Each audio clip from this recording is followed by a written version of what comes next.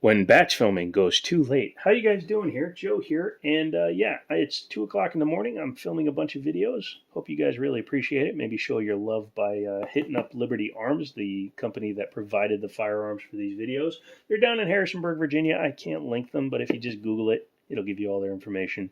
Tell them I sent you. Tell them you saw these guns flying around the couch on the channel, and they will hook you the hell up. I told them to pick me 4 guns at random. I'm reviewing them. This is number 3. Hopefully I'm putting them up in order. If you want to see all the rest of them, become a member. You can see all those videos sooner. I have 6 or 7 in the queue, so you're talking 3 to 4 weeks worth of videos right now for the paltry sum of money. All right, let's get into it. This is a Smith & Wesson M&P box. Smith & Wesson has been making the M&P military and police lineup for a while, and they're pretty successful with it. They have them ranging from 22 caliber all the way up to, I believe, 10 millimeter. Do they do a 357 SIG? Let me know down in the comments. I don't think they do. I've never seen one, but they might. There's tons of guns and tons of calibers, but I know for a fact up to 10 mil.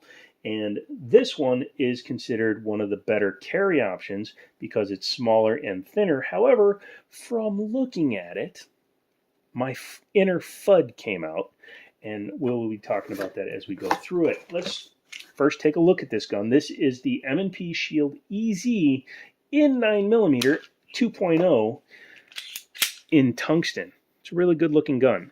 Smith & Wesson came out with their whole metal lineup and the competitor lineup, and they're all in this tungsten color. I like this tungsten color. I've had a few guns in this color.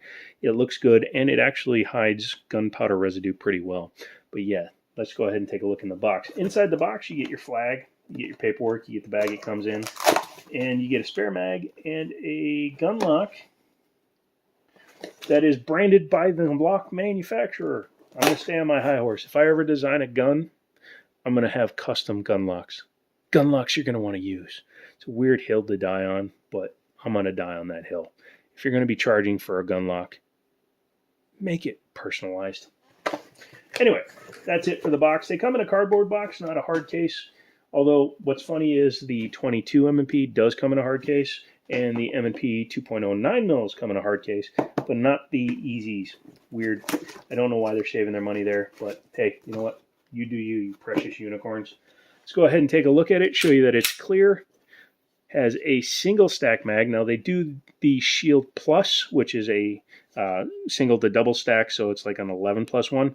But this is the gun that was designed to be easier for folks with limited mobility or muscle problems. People like me that have bad nerve damage and degenerative nerve damage.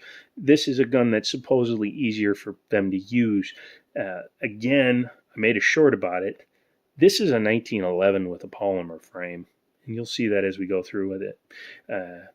Steel slide, polymer frame, single action only, and hammer fired. For a lot of you guys that don't know, the quickest way to tell when a gun is hammer fired or striker fired if you don't see an exposed hammer is to look at the back of the slide. As you can see, it's fully enclosed. You cannot get into the back of it there, unlike, say, this SIG X10, which is a striker fired gun. And you can see it has a removable plate there because that's where the striker tube and everything is all the way back here. There's your plunger for the extractor, and then your striker tube is down in there. Check out that video if you haven't already. But yeah, that's an easy way to tell whether or not a gun is hammer fired, even if it doesn't have an apparent hammer. This is a pretty cool piece. Again, I like it. It has easy to grab handles kind of in the back. You can see they scalloped it out. When they were cutting the slide, they leave extra material so it sticks out a little bit, making it easier to grab. You can see it's a pretty easy slide to manipulate. It's not as easy as the Equalizer, but it's a pretty easy gun to grab. Has a grip safety and external manual safety, just like a 1911, which is why I keep saying this is a 1911 in modern clothing. You can also see that it is single stack. Like, well, here, this is a commander size 1911. And you will see that the features are almost identical. External manual safety, hammer fired, and has a grip safety. So if you don't have a grip completely on the gun cannot fire. See, fully charged, cannot fire. Only when you have a proper grip on the gun can it fire. That's why it doesn't need a trigger safety like some other guns have. I was going to pull the SIG back out, but they don't have any safeties on those. But yeah, when you have it in a charged state, even if it's off safe, if you don't put your hand fully on it, it does not go boom, thus making it a little bit safer. And again, for those like me that have extensive nerve damage, I like to have as many levels of safety as I can that are intuitively defeated. There are some guns that have safeties that are completely backwards, where it goes up in the reverse way, so it's not comfortable to sweep up and down. This gun is like a 1911 in its full battery of arms, so if I was carrying this, I could easily grab it, pull it, sweep it, and shoot it. Has the M&P 2.0 design on it, so we'll look inside of there when we check it out. The difference between an M&P first version and a M&P 2.0, the grip texture is different. The front here, you'll see these little holes that appear to be in there. That's because they actually metal reinforce the entire frame, whereas the M&P 1.0s only have it in the fire and control group and the locking block. Being chambered in 9mm, it's a fairly easy gun to shoot. Again, leave it in the comments. Put annoying in the comments. That way nobody else will know that you made it this far. But I've actually seen that a lot of these smaller guns in 380s have a sharper rapport than the 9mm. And that's weird. I mean, it could be the laws of equal and opposite reactions. So the lighter bullet traveling faster causes it to flip more, or the spring rates are different. Someone that's smarter than me, make a video please and link it to me so that I can put it in the comments. But it does appear to have a reversible magazine release, ambidextrous safeties, but only strong side for the slide lock slide release. And yes, it is a release. You can use it as such. And yes, I dropped it on an empty chamber.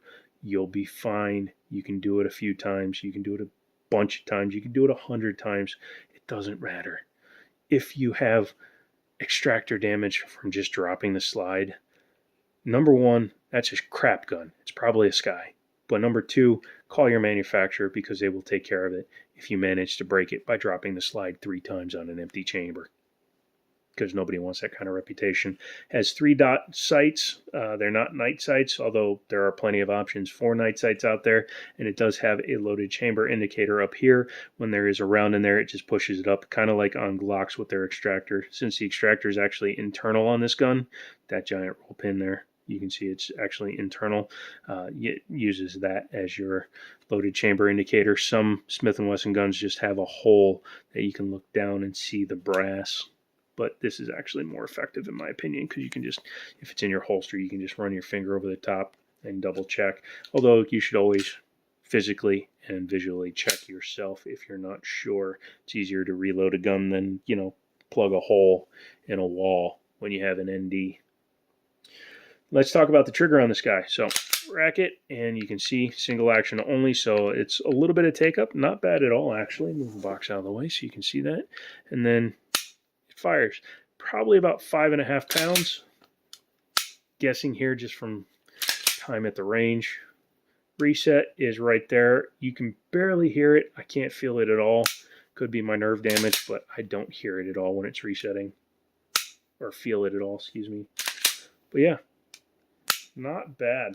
The magazines are kind of cool. They're metal mags, but they have these extra tabs on the edge, which actually help you load the gun. So again, if you have nerve damage, you can pull down on this, or you can set it down on a table. Works kind of like a Maglula, and just push down and load rounds into it. Pretty neato. What do you say we take the top off of it? No problem. Check it. Make sure she's empty. Go ahead and lock it into the rear position. Take your takedown and move it to 90 degrees, and then your top will come off. Being hammer fired, big ass hammer there, you don't need to pull the trigger.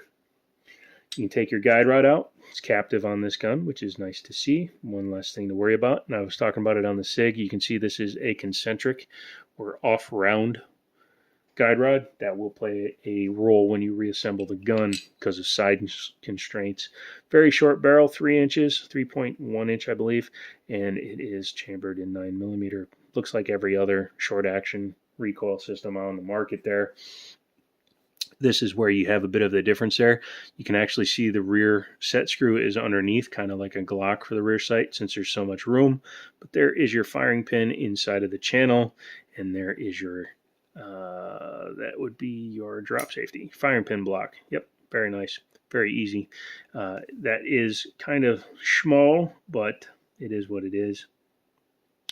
You would take that giant roll pin out, and I believe that whole block comes out, and then you can service it. Is it a better design? I don't know. For carry, some people want their hammer shrouded so that you can't accidentally snag it either going in or pulling out. So I understand the concept behind it.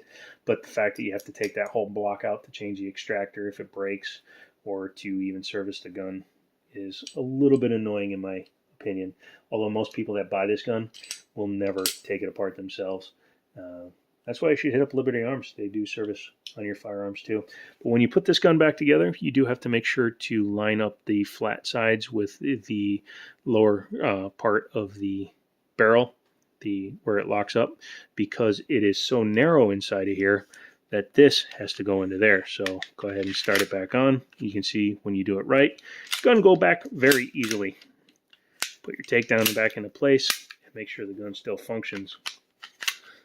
So I'm slowly losing my voice, but I'm going to get through the next gun too. That is the M&P 2.0 by Smith & Wesson, the EZ, which is much easier to run. That is a pretty cool gun.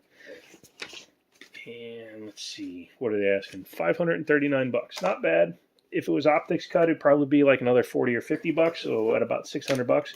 Could be a pretty good option for you.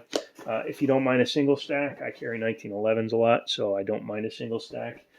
It could be a great option for you. It's a lot easier to carry a single stack than it is a double stack. That is for sure. So again, leave annoying down in the comments showing that you made it through the video. Come back for the next one. And as always, I'll talk to you next time.